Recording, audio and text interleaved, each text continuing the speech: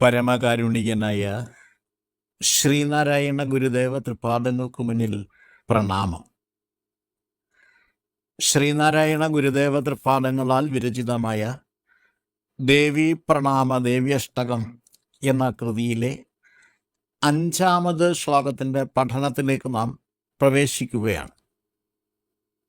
ഹേലയാ സ്വദിത ഹാലയാ കുലിത കാലയാ മലിനശീലയാ വ്രീലയാ പലിത ഭാലയാ വിമലമാലയാ സമരവേലയാ സ്ഥൂലയാ വപുഷിബാലയാ കുശലമൂലയാ ജലദകാലയാ പാലയേതി പരിപാലയേതി പരിപാലയേതി ജപമാലയാ ഹേലയാ സ്വദിത ഹാലയാ കുലിതകാലയാ മലിനശ്രീലയാ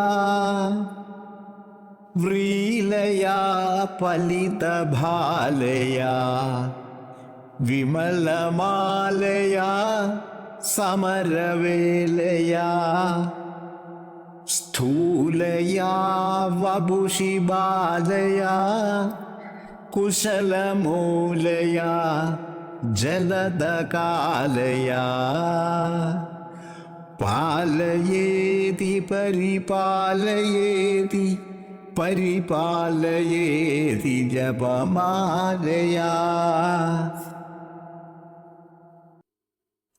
ആദ്യമായി ശ്ലോകത്തിലെ പദാനുപദ അർത്ഥങ്ങൾ മനസ്സിലാക്കാം. ഹേല ലീല അഥവാ വിനോദം, ഹാല മദ്യം, ഹേലയാ വിനോദത്തിനു വേണ്ടി, യാതൊരുവളാണോ വിനോദത്തിനു വേണ്ടി, ഹാല ആസ്വദിത മദ്യസേവ നടത്തുന്നത്, അങ്ങനെ നടത്തുകയാൽ അഥവാ വീരപാനം ചെയ്യുകയാൽ, ആകുലിതകാലയാ ആകുലിതയായി തീർന്ന സമയത്ത്, മലിനശ്രീലയാ മലിനമായി തീർന്ന ശ്രീയോടുകൂടിയവൾ ആരാണോ, വ്രീലയാ പലിതഭാലയാ വിളറി വെളുത്ത നെറ്റിത്തടത്തോടു കൂടിയവൾ യാതൊരുവളാണോ, വിമലമാലയാ വിശുദ്ധിയുടെ നിറസമൂഹത്തോടു കൂടിയവൾ യാതൊരുവളാണോ, സമരവേലയാ യാതൊരുവളാണോ യുദ്ധവേളയിൽ യുദ്ധ ഭാവസ്വരൂപതയോടുകൂടി വിരാജിക്കുന്നത്, സ്ഥൂലയാ വപുഷിബാലയാ കന്യക രൂപം പൂണ്ട സ്ഥൂല ശരീരത്തോടുകൂടിയവൾ യാതൊരുവളാണോ, കുശലമൂലയാ യാതൊരുവളാണോ ആനന്ദികകാരിണിയായി, ജലദകാലയാ കാർമേഘ കറുപ്പോടുകൂടി വിരാജിക്കുന്നത്, ജപമാലയാ ഇടമുറിയാത്ത ജപധ്യാനത്തിൽ പ്രസാദിച്ച് യാതൊരുവളാണോ വിരാജിക്കുന്നത്, അങ്ങനെയുള്ളവൾ പാലയേതി പരിപാലയേതി പാലിക്കുമാറാകട്ടെ പരിപാലിക്കുമാറാകട്ടെ.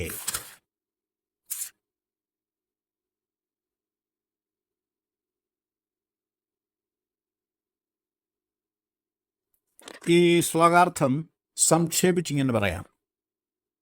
യുദ്ധവേളയിൽ വിനോദത്തിനു വേണ്ടി വീരപാനം നടത്തുകയാൽ ആകുലയും മലിനശ്രീലയും എന്നുവെച്ചാൽ മലിനമായ ശ്രീയോടു കൂടിയവളും വിളറി വെളുത്ത നെറ്റിത്തടത്തോട് കൂടിയവളും അതേസമയം വിശുദ്ധിയുടെ നിറമാലയായി അല്ലെങ്കിൽ നിറകുടമായി പ്രശോഭിക്കുന്നവളും നാരീ ശരീരം ധരിച്ച് വിരാജിക്കുന്നവളും ആനന്ദത്തിൻ്റെ മൂലകാരണമായി വർത്തിക്കുന്നവളും കാർമേഘക്കറുപ്പാർന്നവളുമായ ദേവി നിരന്തരമായ ധ്യാനജപത്തിൽ പ്രസാദിച്ച് പരിപാലിക്കുമാറാകട്ടെ. പ്രപഞ്ചനാടകമാടുന്ന മഹാദേവിയുടെ വിവിധ ഭാവരൂപങ്ങളുടെ വാഗ്മയ ചിത്രങ്ങളാണ് ഈ ശ്ലോകത്തിൽ വരഞ്ഞിട്ടിരിക്കുന്നത്. പുരാണപ്രസിദ്ധങ്ങളായ അസുര നിഗ്രഹ കഥകളിൽ വീരപാനം ചെയ്ത നിലയിൽ ദേവി അവതരിപ്പിക്കപ്പെട്ടിട്ടുണ്ട്. യുദ്ധം തുടങ്ങുന്നതിന് മുമ്പ് വീര്യസമാർജനത്തിനു വേണ്ടിയും യുദ്ധാനന്തരം വിജയഘോഷം എന്ന നിലയിലുമാണ് യോദ്ധാക്കൾ വീരപാനം അഥവാ മദ്യസേവ നടത്തുന്നത്. ഈ രണ്ട് ലക്ഷ്യങ്ങളും ദേവിയെ സംബന്ധിച്ചിടത്തോളം അപ്രസക്തങ്ങളാണ്. വീര്യം ഉൾപ്പെടെയുള്ള സർവഗുണങ്ങളെയും പ്രഭവിപ്പിക്കുന്നവളും ഗുണസ്വരൂപിണിയുമായ ദേവിക്ക് ഉത്തേജനദ്രവ്യങ്ങളുടെ ആവശ്യമില്ല എന്ന കാര്യം പ്രത്യേകം എടുത്തു പറയേണ്ടതില്ലല്ലോ. ലൗകികരുടെ കഥാകഥന സൗകര്യാർത്ഥം അവതരിപ്പിക്കപ്പെട്ടിട്ടുള്ള ഭാവനാചിത്രങ്ങൾ മാത്രമാണ് വീരപാനം നടത്തിയ ദേവീഭാവങ്ങൾ. ആശയപ്രകാശനാർത്ഥം ഋഷികവികൾ ചമച്ചുണ്ടാക്കിയ പ്രതീക യുദ്ധങ്ങളാണ് പുരാണപ്രോക്തങ്ങളായ ദേവാസുര യുദ്ധങ്ങൾ. ആസുരീയതയെ തച്ചു തകർക്കാൻ ആസുരീയ ഭാവം കൈക്കൊണ്ട് പകർന്നാട്ടം നടത്തുന്ന ദേവീഭാവത്തെ അനുഭവിപ്പിക്കാനുള്ള സാഹിത്യ ഉപായം മാത്രമായി അത്തരം വാങ്മയ ചിത്രങ്ങളെ വ്യാഖ്യാനിച്ചറിയേണ്ടതാണ്. വ്രീലയാ പലിതഭാലയാ വിമലമാലയാ സമരവേളയാ, ഈ വരിയുടെ അർത്ഥം നമുക്ക് വ്യാഖ്യാനിച്ചു നോക്കാം. വീരപാനം നടത്തി മതോന്മത്തയായി അസുരന്മാരോട് ഏറ്റുമുട്ടുന്ന ദേവിയുടെ വിളറി വെളുത്ത നെറ്റിത്തട വർണ്ണനയും മുഖശ്രീമങ്ങിയ നിലയുമൊക്കെ യുദ്ധരംഗ ചിത്രീകരണാർത്ഥം വരയപ്പെട്ട ഭാവദൃശ്യങ്ങൾ മാത്രമാണ്. ദേവി സദാ വിമലമാലയായി വിരാജിക്കുന്നവൾ തന്നെയാണ്. അക്ഷരമാല, യോഗമാല തുടങ്ങിയ പദങ്ങളുടെ പദവിയാണ് ഇവിടെ വിമലമാല എന്ന പദത്തിനുള്ളത്. വൈമല്യത്തിന് വിവിധ ഭാവരൂപ തുടർച്ചയുള്ളതായി ഭാവന ചെയ്തിരിക്കുന്നു. സ്ഥൂലയാ വപുഷിബാലയ കുശലമൂലയ ജലദകാലയ, ഇതാണ് അടുത്ത വരി. സ്ഥൂല ശരീരകൽപ്പന നടത്തി ദേവിയെ നാരീ സ്വരൂപത്തോടുകൂടി നാം ഭാവന ചെയ്യുന്നു. കാർമേഘത്തിൻ്റെ നീലക്കറുപ്പ് നിറം പോലെ ഈ ഭാവനയുടെ പൊരുളിനെ അപഗ്രഥനം ചെയ്തറിയണം എന്ന സന്ദേശമാണ് ഇവിടെ നൽകപ്പെട്ടിരിക്കുന്നത്. ശുദ്ധ സ്ഫടിക നിറമുള്ള ജലം ബാഷ്പീകരിച്ച് തണുത്തുറഞ്ഞതും പെയ്തിറങ്ങാൻ സജ്ജമായി പാകപ്പെട്ടതുമായ മഴമേഘത്തിലെ ജലഘനത്വമാണ് കാർ നീലവർണ്ണത്തെ ജനിപ്പിക്കുന്നത്.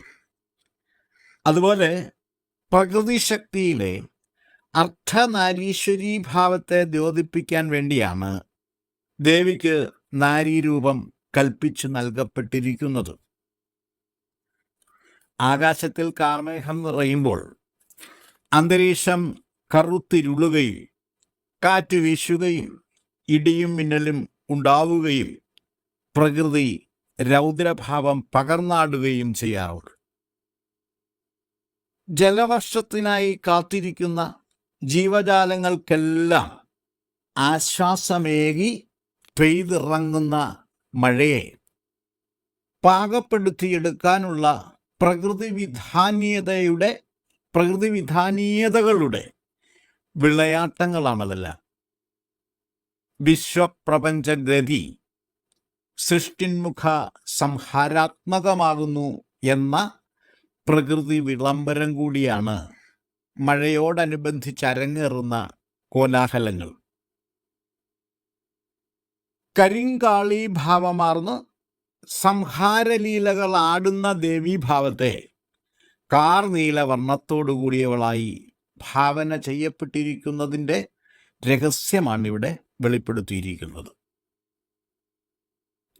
പാലയേതി പരിപാലയേതി പരിപാലയേതി ജപമാലയാ എന്ന് പ്രാർത്ഥിച്ചുകൊണ്ടാണ് ശ്ലോകം ഉപസംഹരിച്ചിരിക്കുന്നത്.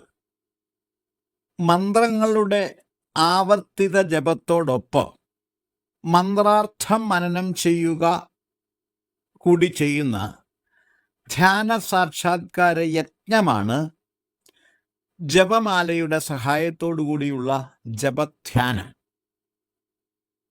നിശ്ചിത തവണ ക്രമാനുഗതമായി മന്ത്രജപധ്യാനം നടത്തുന്നതിന് വേണ്ടിയാണ് ജപമാല പ്രയോജനപ്പെടുത്തുന്നത്. ഈ ജപം നടക്കുമ്പോൾ മനസ്സ് മന്ത്രാർത്ഥങ്ങളിലായിരിക്കും വ്യാപരിക്കുക. അവിടെ മനന നിധിധ്യാസനം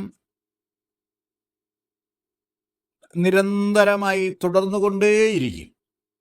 ഒപ്പം ജപധ്യാനത്തിലേർപ്പെടുന്ന സാധകന്റെ കയ്യിൽ മുത്തുമാലകൾ ഇങ്ങനെ കറങ്ങിക്കൊണ്ടേയിരിക്കും. അപ്പോൾ ഒരു മുത്തിൽ സ്പർശിച്ചടുത്ത മുത്തിലേക്ക് യാന്ത്രികമായി തന്നെ ആ ഒരു പ്രക്രിയ തുടർന്നുകൊണ്ടേയിരിക്കും. ഇപ്പോൾ ഇത്ര തവണ എന്ന് പറയാൻ 51 തവണ, അല്ലെങ്കിൽ 101 തവണ, 108 തവണ, ഇങ്ങനെയൊക്കെയാണ് ജപധ്യാന മന്ത്രം തിരഞ്ഞെടുക്കുന്നത്. അപ്പോൾ എത്ര തവണയാണോ ഈ ജപം നടത്തുന്നത്, ചിലപ്പോൾ 1000 തവണയാവും, ചിലപ്പോൾ 1008 തവണയാവും. ഇങ്ങനെയൊക്കെയുള്ള ആ ഒരു ക്രമം യാന്ത്രികമായി സാധിച്ചെടുക്കുക. അതോടൊപ്പം തന്നെ ഈ മനന നിധിധ്യാസനാദി പ്രക്രിയയിൽ നിന്ന് മനസ്സ് വ്യതിചലിക്കാതിരിക്കുക. ഇത് രണ്ടും ഒരേപോലെ നടക്കണം. അതിനുവേണ്ടിയാണ് ജപമാല ജപധ്യാനം നടത്തുന്ന സമയത്ത് സാധകന്മാർ പ്രയോജനപ്പെടുത്തുന്നത്. മാല എന്ന പദത്തിന് കൂട്ടമെന്നൊരർത്ഥം കൂട്ടും. അപ്പം ഇതിൻ്റെ ഈ ജപമാല എന്ന് പറഞ്ഞാൽ മറ്റൊരർത്ഥം പറയാം. മാല, അക്ഷരമാല, അതുപോലെ നാമമാല തുടങ്ങിയ പദങ്ങൾ, യോഗമാല, ഇങ്ങനെയൊക്കെയുള്ള പദങ്ങൾ ഉദാഹരണങ്ങളാണ്. ഇടമുറിയാതെയുള്ള ജപധ്യാനം അല്ലെങ്കിൽ അഖണ്ഡ ജപധ്യാനം എന്ന അർത്ഥമാണ് ജപമാലയ്ക്കുള്ള മറ്റൊരു അർത്ഥം. നിരന്തരമായ ജപധ്യാനത്തിലൂടെ ആനന്ദമൂലമായ ദേവീഭാവത്തെ സാക്ഷാത്കരിക്കാനും ദേവിയാൽ പരിപാലിക്കപ്പെടാനും സാധിക്കുമാറാകട്ടെ എന്നാണ് ഈ പ്രാർത്ഥനയുടെ പൊരുൾ. ഇപ്പം ദേവി ജ്ഞാനസ്വരൂപിണിയാണ് എന്നിതിനോടകം തന്നെ സമർത്ഥിച്ചു കഴിഞ്ഞിട്ടുള്ള കാര്യമാണ്.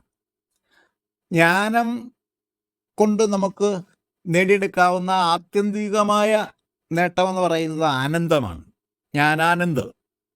ജ്ഞാനാനന്ദ സാഗരത്തിൽ ആറാടുവാൻ വേണ്ടിയാണ് ജ്ഞാനസാധകന്മാർ വിവിധ സമ്പ്രദായങ്ങളിലൂടെ ഉപാസന നടത്തുന്നത്.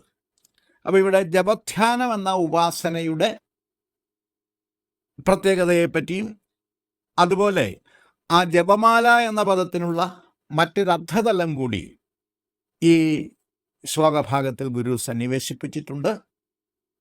ദേവിയെ ജ്ഞാനമനന നിധിധ്യാസനാദികളിലൂടെ സാക്ഷാത്കരിച്ചു കഴിഞ്ഞാൽ ജ്ഞാനസ്വരൂപിണിയായ ദേവി പരിപാലിച്ചുകൊള്ളും. അങ്ങനെയുള്ള ആ ഒരു പരിപാലനം, അതാണ് താൻ ആഗ്രഹിക്കുന്നത്, അതാണ് സർവരും ആഗ്രഹിക്കേണ്ടത് എന്നാണ് ഈ ശ്ലോകത്തിൻ്റെ ഉപസംഹാരത്തിൽ ഗുരു പ്രാർത്ഥനാ രൂപത്തിൽ അവതരിപ്പിച്ചിരിക്കുന്നത്. ഇത്രയും കാര്യങ്ങളാണ് ഈ ശ്ലോകത്തെപ്പറ്റി വിശദീകരിക്കാനായിട്ടുള്ളത്. ഞാൻ എൻ്റെ വാക്കുകൾ ഉപസംഹരിക്കുന്നു. ഗുരുധർമ്മം ജയിക്കട്ടെ.